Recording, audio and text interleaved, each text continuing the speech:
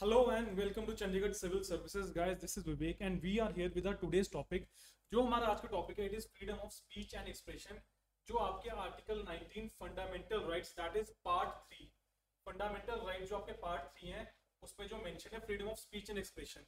हम इस वीडियो में डिस्कस करेंगे कि freedom of speech and expression क्या होता है, इसके ऊपर क्या क्या रीजनेबल रिस्ट्रिक्शंस लगती हैं, आर्टिकल 19 में कौन से प्रोविजंस हैं और इसके लिए फेमस केस जजमेंट्स कौन सी हैं। So we have around 10 to 12 case judgements जो हम डिस्कस करेंगे आज के लेक्चर में। So let's start. First of all we see what is the introduction, कि freedom of speech and expression है क्या। ये आपके आर्टिकल 19 क्लॉज 1 में मेंशन्ड है। आर्टिकल 19 जो आपका फंडामेंटल राइट्स का पार्ट है, ये पार्ट 3 के अंदर मेंशन्ड है कॉन्स्टिट्यूशन में। It is mentioned under part 3। इसमें आर्टिकल 19 में freedom of speech and expression की बात की गई है। लेट्स सी कि वो क्या बोलता है। वो कहते हैं कि article 19 clause 1 sub clause A of the constitution of India states that all the citizens have right to freedom of speech and expression. यहाँ पे इंपॉर्टेंट क्या चीज है कि ये सिटीजंस की बात करता है कि जो भी सिटीजंस हैं उनका राइट है freedom of speech and expression. इसके साथ ये बोलता है कि जो फिलोसफी है, ये फिलोसफी कहां से आई है, the philosophy behind this article. कौन से आर्टिकल की बात कर रहे हैं? Article 19 lies in the preamble of the constitution where a solemn resolve is made to secure to all its citizens liberty of thought and expression। तो liberty freedom की बात की गई है। तो सेकंड रेफरेंस कहां मिलता है हमें? हमें जो ये फिलोसफी है इसका रेफरेंस मिलता है प्रियम्बल में। लास्टली उन्होंने बोला है the exercise of this right is however subject to reasonable restrictions.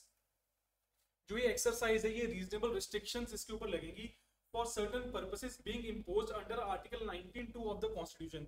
तो इन्होंने बोला है कि जो 19 क्लॉज 1 है, 19 क्लॉज 1 है, वो आपको freedom of speech and expression दे रहा है। ये कॉन्स्टिट्यूशन में लिखा गया है।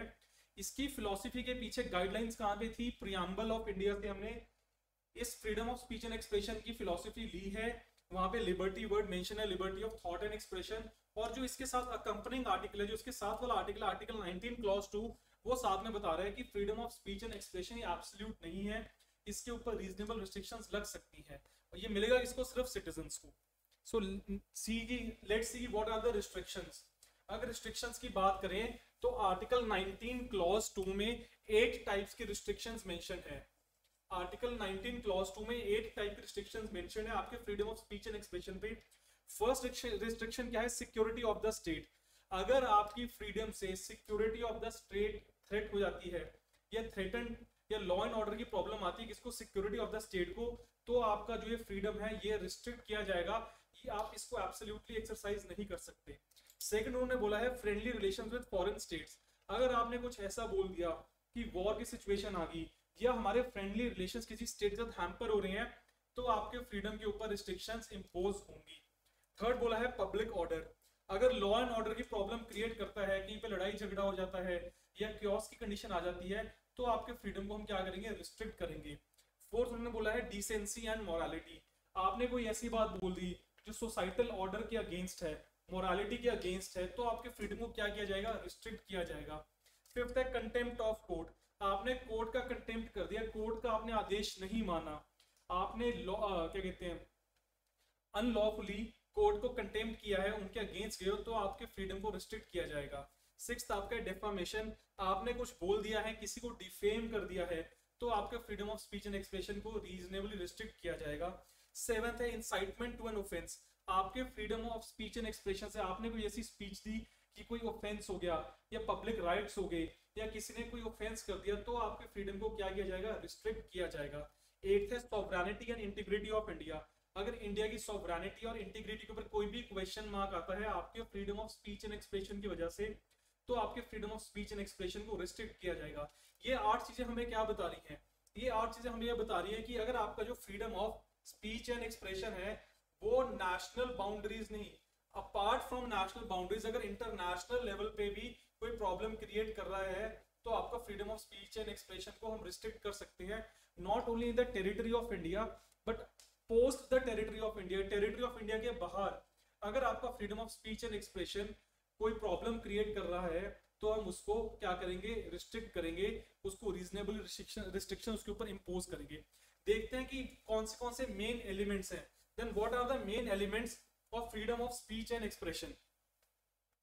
Let's see the main elements. There are 4 main elements. अगर पहला देखें कि this right is available only to a citizen of India and not to foreign nationals. तो ये क्या कह रहा है कि जो सिटीजन्स हैं जिनके पास हमारी कंट्री की मेंबरशिप है, सिर्फ उन्हीं को ये राइट एक्सरसाइज करने के लिए मिलेगी. उनका ये फंडामेंटल राइट है, दूसरों के लिए फंडामेंटल राइट नहीं है. दूसरों को हम रिस्ट्रिक्ट कर सकते हैं. सेकंड बोलता है वो, the freedom of speech under article 19 clause 1 सब clause A includes the right to express one's views and opinions at any issue through any medium. Example, by words of mouth, writing, printing, picture of movie, film, etc. उन्होंने बोला है कि अगर आपका कोई view है, आपने एक्सप्रेस करना है, तो आपको हमने डिफरेंट मीन्स दिए एक्सप्रेशन के. पहला मीन क्या है, आप वर्ड्स आप बोल सकते हो कि हमने ये चीज हम एक्सप्रेस करना चाहते हैं. आप बाय राइटिंग दे सकते हो, आप प्रिंट मीडिया में प्रिंट कर सकते हो, कोई पिक्चर पोस्ट कर सकते हो, कोई फिल्म बना सकते हो, कोई मूवी पब्लिश कर सकते हो. तो ये डिफरेंट मीन्स हैं जिसके थ्रू आप अपना freedom of speech and expression exercise कर सकते हो. अगर कल क्वेश्चन आ जाएगी क्या freedom of speech and expression हम इन मीन्स के थ्रू एक्सरसाइज कर सकते हैं, yes we can exercise. Third बोला है, this right is however not absolute. Not absolute का मतलब क्या है कि इसके ऊपर रीजनेबल रिस्ट्रिक्शंस इंपोज होंगे, लगेंगे. And it allows government to frame laws to impose reasonable restrictions. Restriction लगाएगा कौन, गवर्नमेंट. क्वेश्चन है कि गवर्नमेंट कैसे रिस्ट्रिक्शंस इंपोज करता है. तो गवर्नमेंट एक ऑर्डर निकालता है, उसको बोलते हैं जीओ, गवर्नमेंट ऑर्डर. और उस गवर्नमेंट ऑर्डर के थ्रू वो रिस्ट्रिक्शंस इंपोज करता है आपके freedom of speech and expression पे. नेक्स्ट फोर्थ देखते हैं. फोर्थ में उसने बोला है, the restriction of freedom of speech to any citizen may be imposed as much by an action of the state as by its inaction. उसने बोला कि स्टेट के एक्शन और इनएक्शन की वजह से फ्रीडम ऑफ स्पीच को हम रिस्ट्रिक्ट कर सकते हैं. हो सकता है कि आपने कुछ ऐसा बोल दिया, you have given such a flamboyant statement कि वहां पे लॉ एंड ऑर्डर की प्रॉब्लम आ गई. स्टेट ने एक्शन लिया, एक गवर्नमेंट ऑर्डर निकाला और आपका freedom of speech and expression restrict कर दिया. हो सकता है कि स्टेट ने भी ऑर्डर नहीं निकाला, तब भी बिना स्टेट के ऑर्डर के भी हम आपका freedom of speech and expression को रिस्ट्रिक्ट कर सकते हैं. ये हमारे प्रोविजंस में लिखा है. इसके साथ क्या बोलते हैं, thus failure on the part of the state to guarantee to all its citizens the fundamental right to freedom of speech and expression would also constitute a violation of article 19 clause 1 clause A. वो कहता है कि जो ये आपका right है, अगर state कोई ऐसे मेजर्स ओवरटोक करता है कि वो आपको आपका राइट गारंटी नहीं कर रहा, आपने कुछ गलत नहीं किया पर तब भी उसने आपका ये आर्टिकल जो स्टेट है उसने आपका ये आर्टिकल है इसको रिस्ट्रिक्ट कर दिया, इस फ्रीडम को रिस्ट्रिक्ट कर दिया. तो स्टेट क्या कर रहा है, स्टेट वॉयलेट कर रहा है किसको, कॉन्स्टिट्यूशन को. स्टेट ऐसा नहीं करेगा, ना ही स्टेट ऐसा कर सकता. अगर स्टेट वॉयलेट करेगा तो जुडिशरी, जो जुडिशियल सिस्टम है, तो judicial system will come and will see कि स्टेट ने क्या वॉयलेशन किया और उस हिसाब से स्टेट को पनिश किया जाएगा. तो ये थे मेन एलिमेंट्स. अब इसके साथ हम देखते हैं कि ऐसे कौन से फेमस केस स्टडीज थी, 10 to 12 case studies we have, जिसने हमारे freedom of speech and expression को एक बहुत बड़ा, एक मतलब बहुत बड़ा इन द सेंस कि एक काफी वाइड स्कोप में हमें ये फ्रीडम दिया है और जिसके अकॉर्डिंग हम अपनी सारी राइट्स एक्सरसाइज करते हैं. So let's see the case studies and judgements.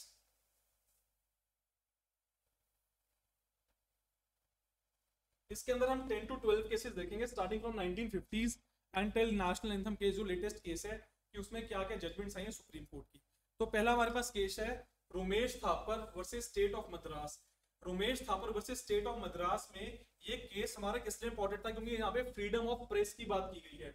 किसकी बात की गई है, freedom of press, that is print media. तो इस केस में सुप्रीम कोर्ट ने वर्डिक्ट दी थी. सुप्रीम कोर्ट ने बोला कि जो आपने प्रिंट मीडिया में दिया है या जो प्रेस है, press is also free to publish anything. जैसे हमने मेन एलिमेंट्स में देखा इन राइटिंग या बाय अ पिक्चर, तो press is free to publish anything and this freedom of press is also a part of freedom of speech and expression. तो Ramesh Thapar versus state of Madras 1950s के case में supreme court ने जो freedom of speech and expression है ये press को extend कर दिया और बोला कि जो फ्रीडम ऑफ प्रेस है ये भी freedom of speech and expression का पार्ट है. यूपीएससी या स्टेट एग्जाम्स कोई भी आप दोगे, उनकी टेंडेंसी है they can ask you the case name या इसके साथ किसने किसको वैलिडेट किया था. तो आपको पता होना चाहिए कि अगर रमेश थापर का केस आएगा स्टेट ऑफ मद्रास का, इन्होंने वैलिडेट किया फ्रीडम ऑफ प्रेस को. सेकंड हमारे पास केस है पतंजलि शास्त्री. जस्टिस पतंजलि शास्त्री ने एक केस में जजमेंट दी. उन्होंने बोला कि freedom of speech end of press, speech and press lay at the foundation of all democratic organizations. For without free political discussion, अगर हम फ्रीली पॉलिटिकल डिस्कशन नहीं करेंगे, अगर कोई पॉलिटिकल पार्टी है वो कैसे काम कर रही है, या अगर हम उसको कंडेम ना करें, या अगर हम उसके बारे में चर्चा कर रहे हैं, तो हमें दोनों पॉइंट्स बताने पड़ेंगे कि इस पार्टी का पॉजिटिव्स क्या है, इस पार्टी के नेगेटिव्स क्या हैं। तो पतंजलि शास्त्री ने बोला कि आपका डेमोक्रेटिक राइट है, ये फाउंडेशन है किसकी, किसी भी डेमोक्रेटिक ऑर्गेनाइजेशन की, अगर हम without any panic free political discussion करें, no public education so essential for the proper functioning of the process of government is possible. उन्होंने बोला है कि अगर हम पॉलिटिक्स को डिस्कस ही नहीं करेंगे, अगर हम ये नहीं देखेंगे कि जो पॉलिटिकल ऑर्गेनाइजेशंस हैं, जो पॉलिटिकल पार्टी सेटअप है, वो काम प्रोडक्टिव कर रहे हैं या नेगेटिव या काउंटर प्रोडक्टिव कर रहे हैं, अगर हमारे पास इतना भी फ्रीडम नहीं है कि हम उनके कोर्स को या डिस्कोर्स को डिस्कस कर सकें, तो हम अपनी कंट्री को एक डेमोक्रेसी नहीं बोलेंगे, हमारी कंट्री डेमोक्रेटिक ऑर्गेनाइजेशन के लिए क्वालिफाई नहीं करती। तो हमारा ये freedom of speech and freedom of press है कि प्रेस कुछ भी पब्लिश कर सकती है जो कंस्ट्रक्टिव चीज है कि किस पॉलिटिकल पार्टी ने क्या ब्लंडर किया है, ये इसके क्या बेनिफिट्स हैं, और लोग भी वो चीज डिस्कस कर सकते हैं, वो फ्री हैं डिस्कस करने के लिए। ये किसने बोला, ये पतंजलि शास्त्री ने बोला। आई थिंक 1950s का ही केस है ये भी।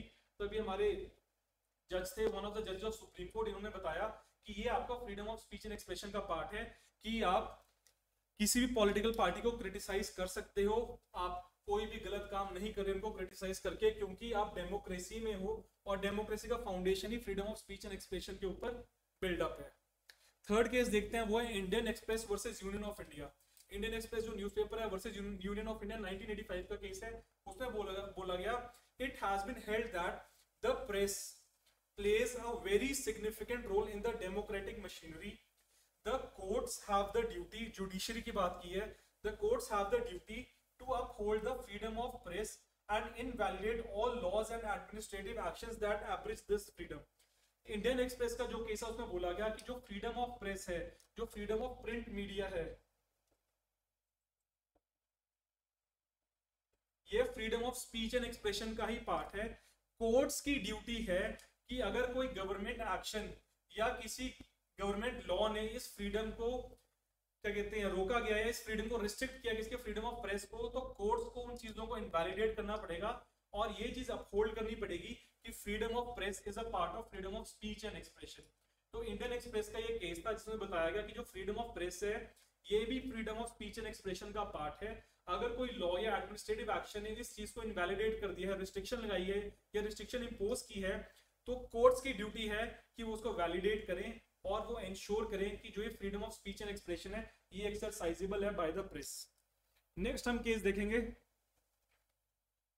दैट इज सकल papers limited versus union of India.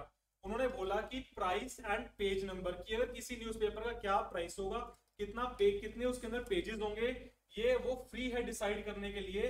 State इसके ऊपर कोई भी लॉ लेके नहीं आएगा। अगर किसी न्यूज़पेपर को लगता है कि उन्होंने प्राइस फॉर सपोज 5 रुपीज रखना है और पेजेस कितना देने हैं 30, तो वो उनकी अपना इंटरनल मैटर है।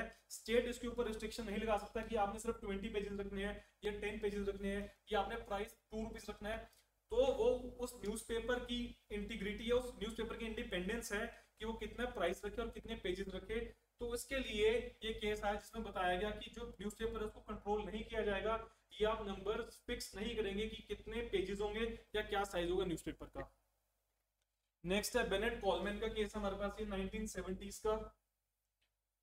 इसमें ही बताया गया कि जो न्यूज प्रिंट को कंट्रोल करते हैं, there was an order, newsprint control order, जिसके थ्रू आपको बताना पड़ता था कि आप कौन सी न्यूज का पब्लिश करोगे, क्या उसका मैटर है न्यूज का, वो किस चीज के रिगार्डिंग है न्यूज, उसके बाद ही आपको परमिशन मिलती है न्यूज को पब्लिश करने की। तो बेनेट कॉलमैन केस में बताया गया the validity of the newsprint control order which fix the maximum number of pages was struck down by the supreme Court of India, holding it to be a violative of the provisions of Article 19 Clause 1 Clause A and not to be reasonable restriction under Article 19 Clause 2.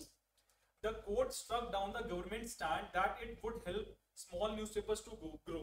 तो इसमें बताया गया इस case में जो Supreme Court है उसने एक ऑर्डर स्ट्रक डाउन किया। सुप्रीम कोर्ट ने बोला कि आप किसी भी न्यूज़पेपर के लिए maximum number of pages fix नहीं करोगे, और सेकंड क्या है कि जो आपका आर्टिकल 19 क्लॉज 1 क्लॉज ए है वो आपको फ्रीडम देता है किसी भी न्यूज़पेपर की वो न्यूज़पेपर प्रेस मीडियम के थ्रू अपनी बात बता सके लोगों को, या अपनी जो न्यूज़ है वो लोगों तक पहुंचा सके। सेकंड उन्होंने बोला है कि आर्टिकल 19 क्लॉज 2 कोई भी रीजनेबल रिस्ट्रिक्शन नहीं लगाता on the fix number of pages.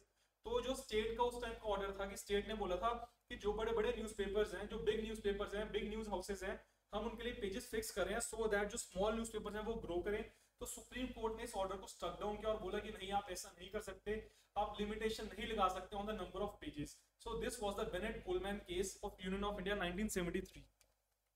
Next हमारे पास है जी दिल्ली का केस है, Brijbhushan versus state of Delhi. इसमें भी ये बोला गया कि जो वैलिडिटी है, the validity of the order imposing pre-censorship on English Weekly of Delhi, which directed the editor and publisher of the newspaper to submit for scrutiny in duplicate before the publication all communal matters, all the matters and news and views about Pakistan, including photographs and cartoons, on the ground that it was a restriction on the liberty of the press, was struck down by the court.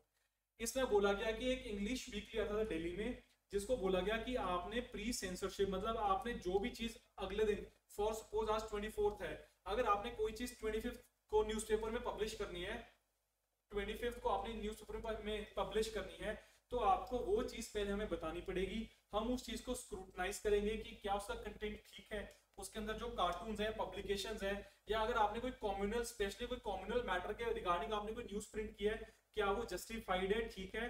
और साथ में बोला गया कि अगर वो news Pakistan के relation में है तो उसको स्क्रूटनाइज करने की जो अथॉरिटी है वो लॉ की है, वो स्टेट की है, वो स्टेट पहले स्क्रूटनाइज करेगा, उसके बाद आप कोई भी न्यूज पाकिस्तान की पब्लिश कर सकते हो।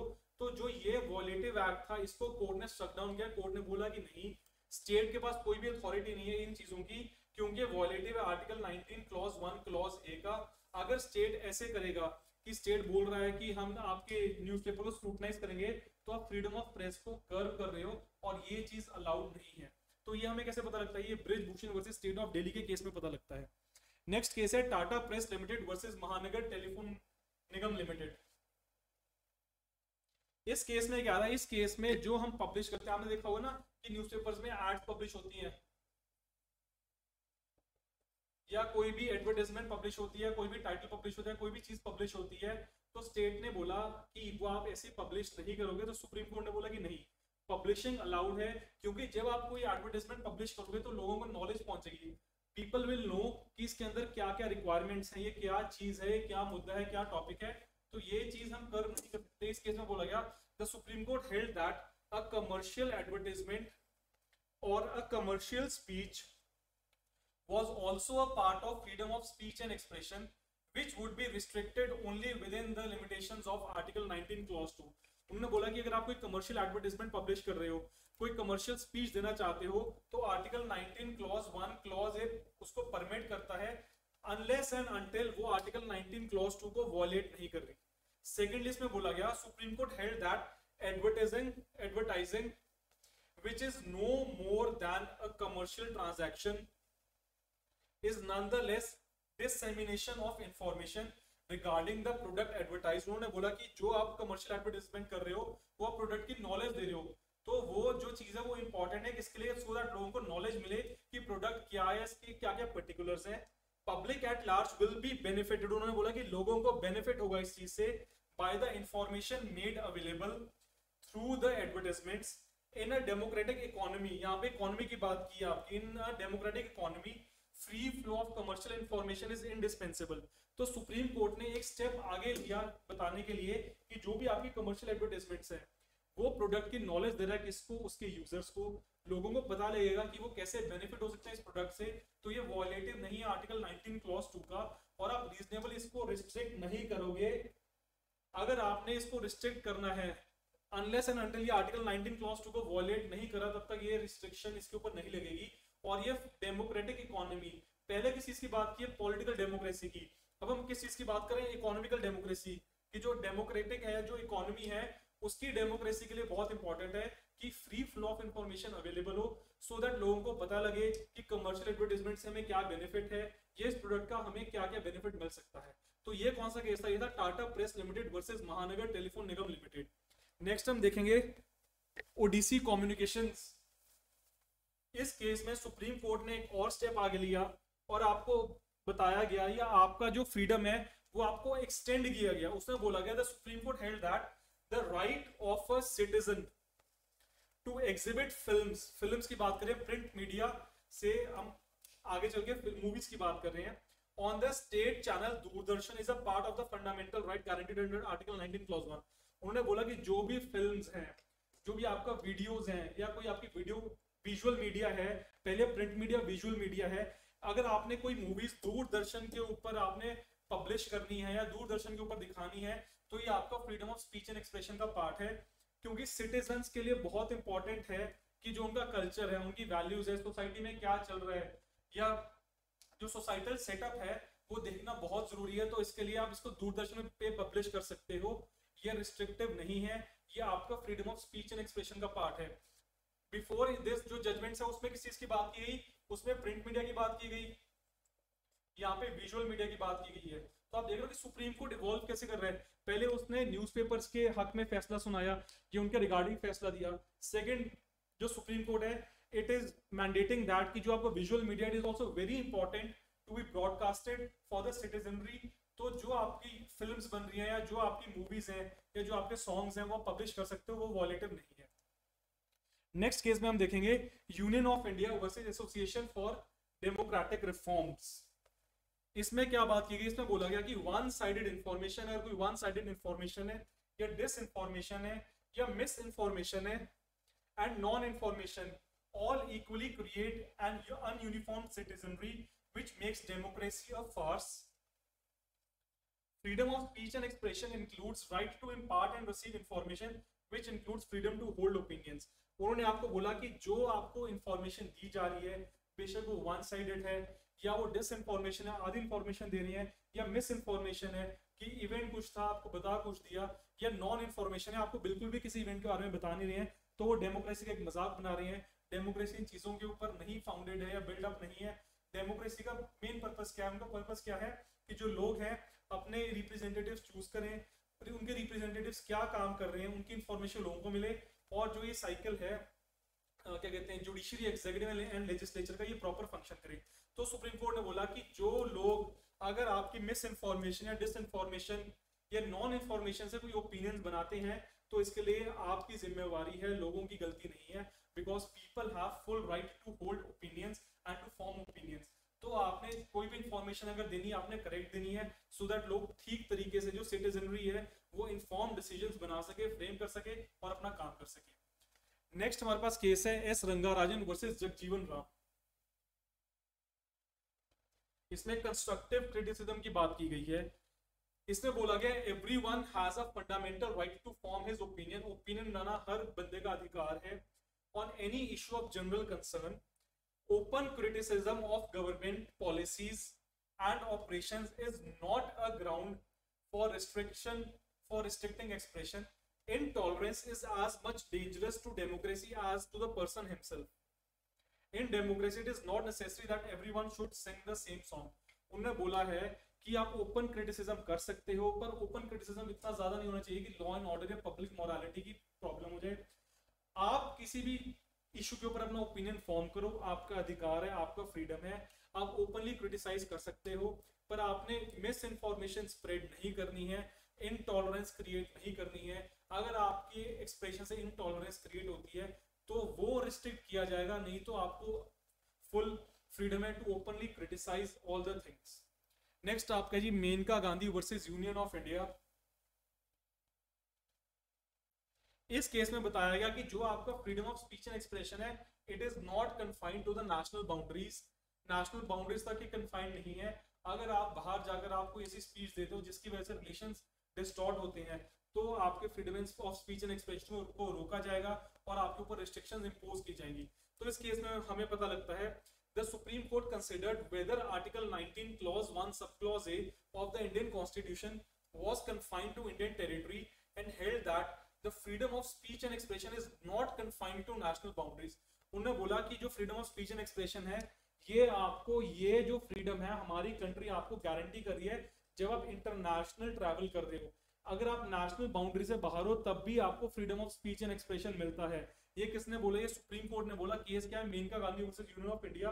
उन्होंने बोला कि जो 19 क्लॉज 1 क्लॉज ए है freedom of speech and expression, अगर आप इंटरनेशनल बाउंड्री में हो तब भी हम आपको ये गारंटी करते हैं, आपका ये राइट है एक्सरसाइज करना, आपका अधिकार है।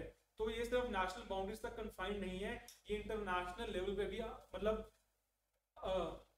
इंटरनेशनल लेवल दैट इज कि इंडिया की बाउंड्री से बाहर भी आपको ये freedom of speech and expression absolute form में मिलता है। और लास्ट हमारा है national anthems case. National anthem case में बताया गया कि केरला, इट वाज केरला में 3 स्कूल के स्टूडेंट्स थे, there were 3 students who were expelled, उनको निकाल दिया गया because they refuse to sing the national anthem. उन्होंने गाने से मना किया but they stood up, however the children stood up in respect of the national anthem. तो जो ये वैलिडिटी थी, उनको एक्सपेल किया गया स्कूल से, या जो ये ऑर्डर था इसके अगेंस्ट कोर्ट ने बोला कि जो एक्सपल्शन ऑफ स्टूडेंट्स है that was challenged and the court upheld the expulsion of students on the ground that it was their fundamental duty to sing national anthem। तो उन्होंने बोला गया कि नेशनल एंथम गाना आपकी फंडामेंटल ड्यूटी है। अगर आपके पास कंट्री के अंदर राइट्स हैं तो आपकी ड्यूटी भी है कंट्री के लिए, जैसे we have fundamental rights under part 3, so we have part 4 that is fundamental duties. आपकी फंडामेंटल ड्यूटी भी है कंट्री के लिए। ऐसे नहीं है कि आप अपने फ्रीडम के लिए आप मोरालिटी या डिसेंसी या जो ऑर्डर है एस्टैब्लिश्ड सोसाइटी उसके अगेंस्ट जाएंगे। तो नेशनल एंथम गाना आपका फंडामेंटल राइट है, आपकी ड्यूटी है, आपको गाना पड़ेगा। अगर आपको एक्सपेल किया गया कि आपने नहीं गाया है तो आपकी गलती है। ये किसमें बताया गया? ये नेशनल एंथम केस में जो केरला का केस है उसमें हमें ये चीजें बताई गई, ये गाइडेंस दी गई। So this was all about freedom of speech and expression. ये आज इंपॉर्टेंट क्यों है? क्योंकि आंध्र प्रदेश ने गवर्नमेंट ऑर्डर निकाला है कि जो भी लोग वहां पे स्ट्राइक कर रहे हैं उनका अधिकार नहीं है freedom of speech and expression का। तो उसके लिए हमने टॉपिक उठाया था। आपको पता होना चाहिए कि freedom of speech and expression मिलता कैसे है। ये कॉन्स्टिट्यूशन ऑफ इंडिया में लिखा हुआ है, प्रियम्बल इसका सोर्स है, ये इसकी फिलोसफी के पीछे गाइडलाइंस है। आर्टिकल 19 क्लॉज 1 क्लॉज ए में आपको डेफिनेशन दी है कि freedom of speech and expression क्या है। आर्टिकल 19 क्लॉज 2 में आपको रिस्ट्रिक्शंस दिए हैं कि इसको रिस्ट्रिक्ट कैसे किया जा सकता है। फिर इसके मेन एलिमेंट्स बताए हैं कि what are the 4 main elements. फिर हमने 13 केस स्टडीज डिस्कस की हैं कि कैसे कैसे freedom of speech and expression आपका इवॉल्व हुआ है। ये जो स्लाइड्स है ये हम अपने Telegram channel that is Chandigarh civil services में हम इसको डाल देंगे। You can have access to these slides and please stay tuned in for more videos. Thank you so much.